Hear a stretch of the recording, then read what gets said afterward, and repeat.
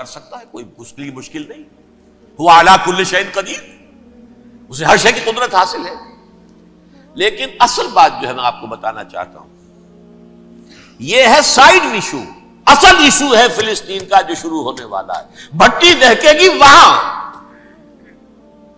ظاہر بات ہے کہ اگر کوئی بہت بڑا اقدام ہو جاتا ہے فلسطینیوں کے خلاف، اور اگر واقعتاً مسجد اقصیٰ اور قبۃ الصخرہ گرا دیے جاتے ہیں، جو طوفان اٹھے گا عالم عرب میں. یہ حسنی مبارک ہو یا شاہ خالد ہو یا کوئی اور ہو، یہ نہیں روک سکتے اس طوفان کو. نوجوان خون اٹھے گا، غیرت اور جو بھی حمیت ہے. مسلمان ان پڑھ سے ان پڑھ اور بالکل بے دین، وہ بھی مسجد کی حرمت پر کٹ مرنے کو تیار ہو جاتا ہے. مسجد تو بنا دی شب بھر میں ایمان کی حرارت والوں نے، من اپنا پرانا پاپی ہے، برسوں میں نماز ہی بننا سکتا.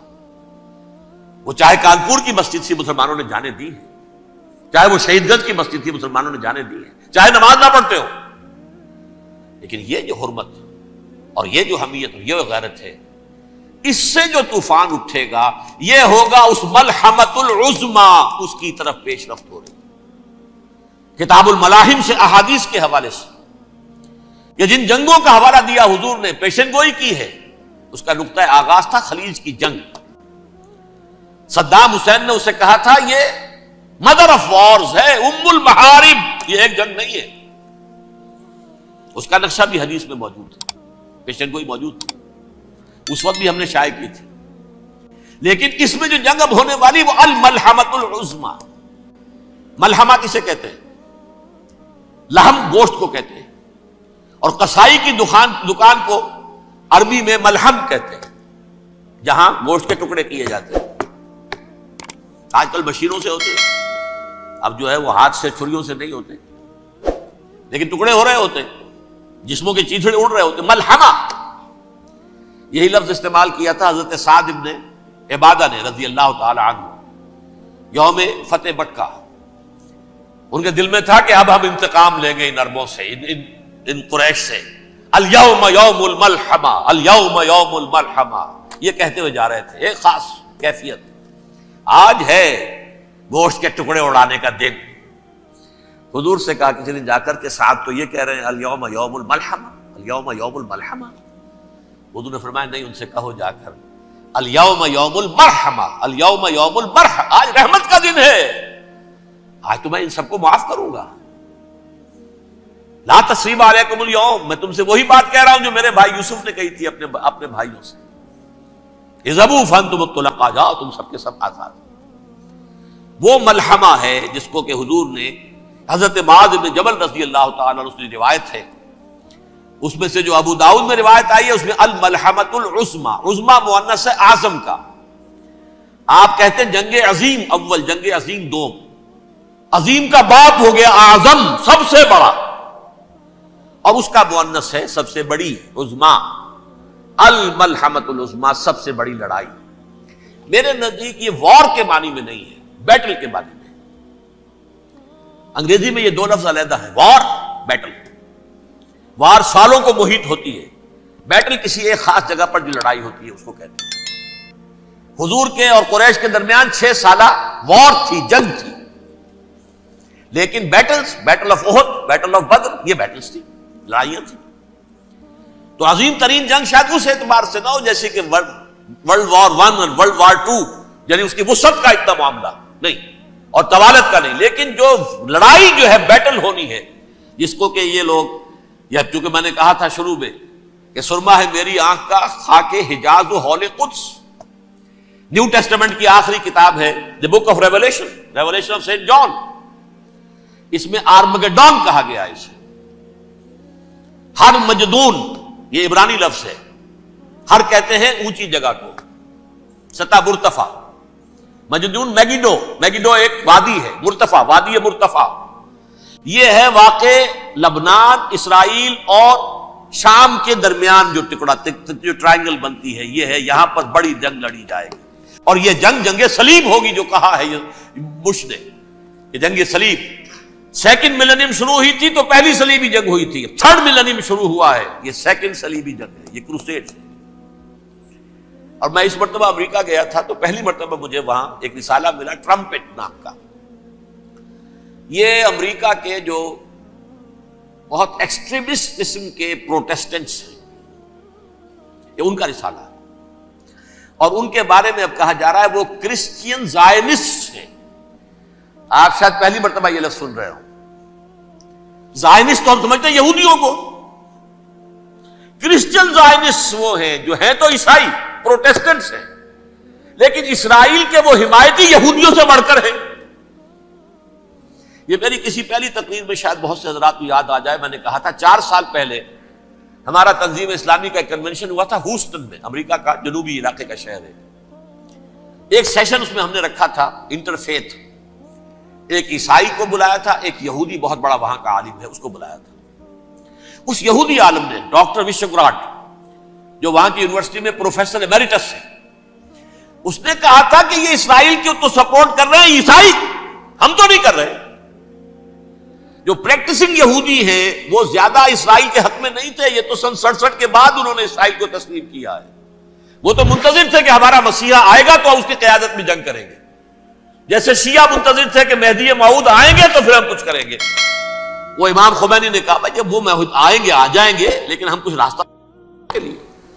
زائنسٹ نے آگے بڑھ کر ریاست قائم کر لی، اور جب یروشلم پر بھی پورا قبضہ کر لیا تب جو ہے در حقیقت مذہبی یہودی جو ہے پھر انہوں نے اپنایا ہے، اون کیا ہے، اور نئے سیٹلمنٹس جو بھی بنے ہیں وہاں پر اسرائیل میں، اس میں اکثر و بیشتر مذہبی یہودی آیا. اور بروکلن کے علاقے سے سب سے بڑھ کر آئے ہیں، جو امریکہ میں نیو یارک کا ایک جنوبی علاقہ ہے، بہت بڑا یہودیوں کا بہت بڑا گڑھ ہے. نیو یارک کو جیو یارک بھی کہا جاتا ہے، وہ تو اصل میں مرکز جو ہے وہ تو یہودیوں کا ہے. اس حوالے سے وہاں پر جو کرسچن زائنسٹ کہلاتے ہیں وہ اسرائیل کے یہودیوں سے بھی بڑھ کر کہیں سپورٹر ہیں. بہرحال اس دوسری صلیبی جنگ کا معاملہ جو میں کہہ رہا تھا، ٹرمپٹ نامی رسالہ، اس کا ایک مضمون ہے دی لاسٹ کروسیڈ. اب یہ آخری کروسیڈ ہے جو شروع ہونے والا ہے. میں تو حیران ہوں کس قدر کھل کے وہ باتیں کرتے ہیں.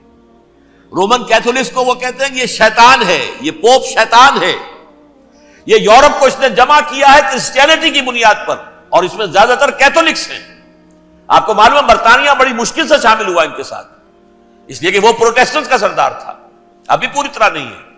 یورپ جو ہے وہ رومن امپائر دوبارہ یہ کھڑی کر رہا ہے، اور در حقیقت یہ جو ہے یہودیوں سے بھی چھیننا چاہتے ہیں اسرائیل کو اور فلسطین کو، اور مسلمانوں سے بھی، اور یہ وہی کروسیڈ جو تھے اربن ثانی کے، اس کی تیاری کر رہے ہیں تاکہ وہاں پر عیسائی حکومت قائم ہو جائے، کیتھولکس کی، پوپ کی حکومت قائم ہو جائے. جیسے ایسٹ تیمور میں تبدیلی، ایسٹ تیمور میں کون سی حکومت بنی ہے؟ Roman Catholic. رومن کیتھولک اسرائیل میں بنے تاکہ یہ سارے مقامات مقدسہ جہاں اسرائیل پیدا ہوئے، بیت حضرت مسیح پیدا ہوئے، بیت لحم کہاں ہے؟ وہی ہے کہ نہیں؟ جہاں سے ریزریکشن ہوا ان کے خیال میں وہ کہاں ہے؟ وہیں پر ہے کہ نہیں؟ بڑے بڑے گرجے ان کے وہی ہیں.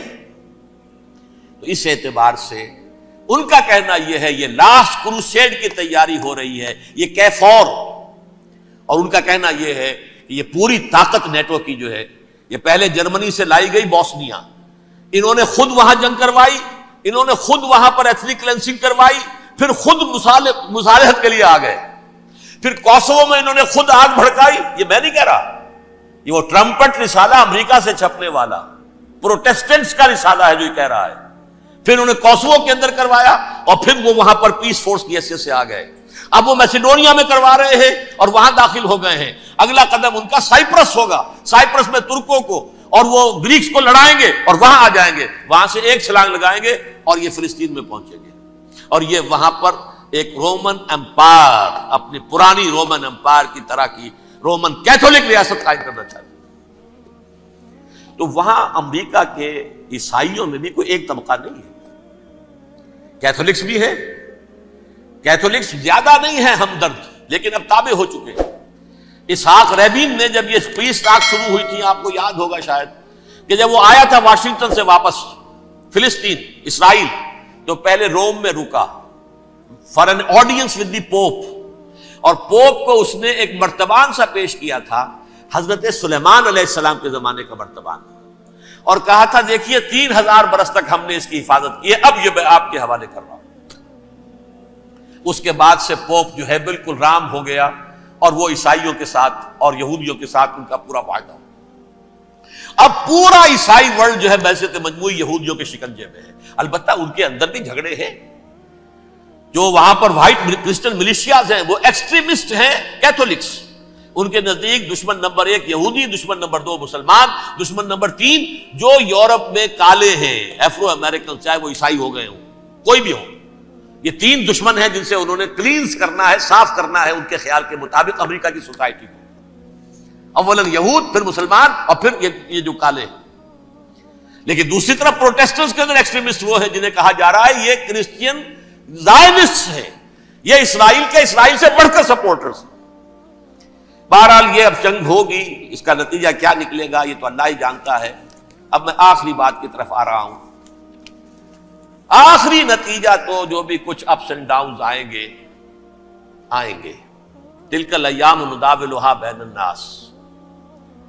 آخری نتیجہ ڈراپ سین وہ یہ ہوگا کہ اللہ کے دین کا بول بالا ہوگا اور پوری دنیا پر محمد کے لائے ہوئے دین صلی اللہ علیہ وسلم کی حکومت قائم ہوگی. وہ گویا قیامت کی تمہید ہوگی، اس کے بعد بس قیامت آئے گی. کیونکہ مقصد کائنات، تخلیق کائنات پورا ہو جائے گا. پوری مخلوقات کے اندر مقصد تخلیق، کلائمیکس آف کریشن محمد الرسول اللہ صلی اللہ علیہ وسلم. دین کی تکمیل محمد الرسول اللہ صلی اللہ علیہ وسلم. اور اس خلافت عرضی کے لیے جو حضرت آدم کو خلافت دی گئی تھی، جب اس میں وہ خلافت پوری دنیا پر قائم ہو جائے گی اس کا مقصد پورا ہو جائے گا. And that will be the beginning of the end. اس کے بعد قیامت ہے. آخری نتیجہ تو یہ نکلنا ہے. اس سے پہلے سزائیں ہمیں بھی مل رہی ہیں. اور یہاں میں کانٹے کی بات جو چھوڑ گیا تھا اس کو بیان کر دوں. اللہ نے اس مغضوب علیہم قوم کو، اس ملعون قوم کو کیوں اب تک چھوٹ دیے رکھی؟ میں بتا چکا ہوں یہ بڑے عذاب کے مستحق ہو چکے تھے حضرت عیسیٰ علیہ السلام کے زمانے میں. چھوٹ دی ہے ابھی تک ہے، بلکہ ایک مرتبہ ابھارا ہے. 1900 برس کے بعد ابھرے ہیں یہ.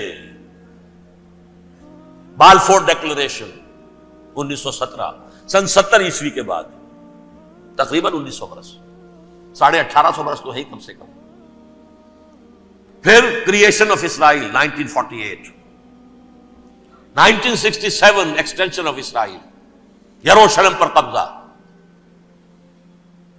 یہ سارا جو ہے کیوں ہے؟ اللہ تعالیٰ اس خیر امت محمد صلی اللہ علیہ وسلم، اس کے بہترین حصے کو سزا ان ملعونوں کے ہاتھوں دے رہا ہے.